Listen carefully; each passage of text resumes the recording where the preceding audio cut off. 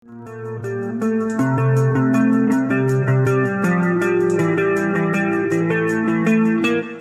T1 Pro 5G hadir sebagai salah satu perangkat yang menyasar kelas menengah. Kita perlu mempertimbangkan secara matang-matang sebelum meminang ponsel ini.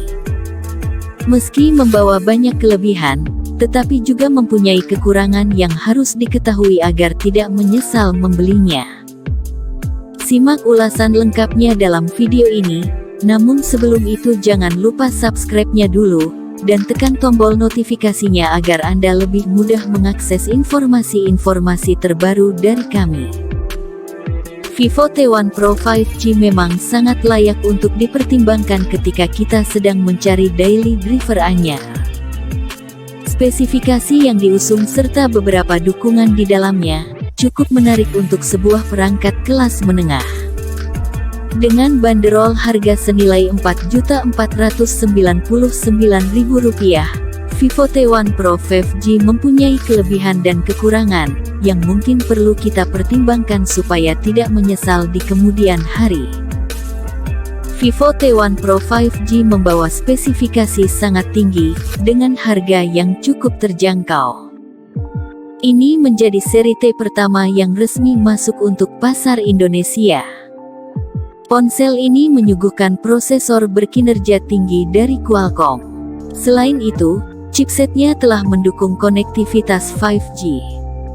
Tidak hanya mengandalkan performa, tetapi dalam hal layar, kamera, dan daya dibekali dengan spesifikasi yang tinggi. Perangkat ini menghadirkan layar AMOLED berukuran 6,44 inci, beresolusi Full HD+, tingkat kecerahan 1300 nits, HDR10+, dan iCare display untuk menjaga mata meski menatap lama pada layar. Untuk dapur pacu, ditenagai oleh prosesor Qualcomm Snapdragon 778G 5G, yang dibangun dengan proses fabrikasi 6 nanometer. Chipset itu dapat dipadukan dengan RAM 8GB, ditambah fitur extended RAM 4GB, dan penyimpanan internal 128GB. Tersedia juga slot micro SD untuk memperluas penyimpanan.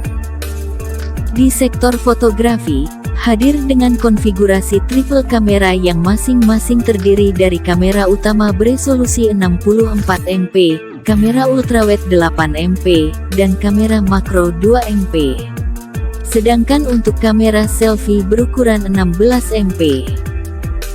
Baterainya sendiri mengusung kapasitas 4700 mAh, yang lumayan besar untuk penggunaan seharian, yang telah didukung oleh teknologi pengisian cepat 66 Watt. Fitur lainnya, termasuk in-display fingerprint, NFC, liquid cooling, 5G, serta antarmuka Vantage OS 12 berbasis Android 12. Beralih pada kekurangan Vivo T1 Pro 5G. Sayangnya perusahaan belum memberikan refresh rate 120Hz yang sudah mulai banyak digunakan di kelas harganya. Ini menawarkan pergerakan yang lebih mulus. Namun, tetap saja refresh rate 90Hz masih terlihat oke untuk kebutuhan sehari-hari. Hal yang menjadi masalah oleh banyak konsumen, entah kenapa Vivo masih menyukai smartphone dengan desain water drop notch, baik di smartphone entry mid-range-nya. Padahal layar dengan desain punch hole sudah banyak yang menantikannya. Banyak yang kecewa dengan hal ini, karena tampilan water drop notch sudah dianggap jadul dan tidak ada bedanya dengan ponsel 1 jutaan. Selain itu, untuk audionya, ponsel ini didukung teknologi audio booster, smart power amplifier, serta sertifikasi high-res audio. Tetapi, sayangnya perangkat ini belum dilengkapi dengan speaker stereo. Itulah kelebihan dan kekurangan yang menjadi pertimbangan untuk membeli ponsel ini. Semoga bermanfaat dan menjadi tambahan referensi untuk Anda. Terima kasih sudah menyimak video ini, sampai jumpa lagi di video selanjutnya.